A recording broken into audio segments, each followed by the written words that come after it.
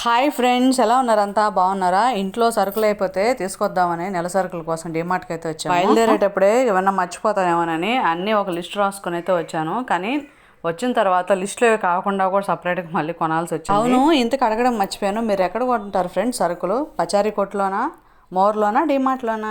సరుకులు తీసేసుకొని అగస్యాకి టాయ్స్ కొందామని అయితే టాయ్స్ సెక్షన్కి అయితే వెళ్ళాము. అక్కడ చూస్తే చిన్ని చిన్ని కార్లు, బుల్లి బుల్లి బాళ్ళు భలే ఉన్నాయి. అసలు తీసుకోకుండా అసలు ఉండలేకపోయాను. అదేనండి, పిల్లల విషయంలో అసలు కాంప్రమైజ్ కాలేం కదా. ఇంటికి వెళ్ళి టాయ్స్ చూపించిన తర్వాత అయితే అగస్య ఫుల్ హ్యాపీ అయిపోయాడు.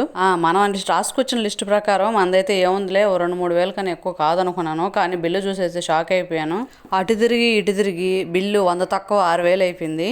ఇక ఈ సరుకులన్నీ బ్యాక్ సైడ్ పెట్టేసుకున్నాను, మా వారికి డ్రైవింగ్కి ఇబ్బంది కాకూడదని.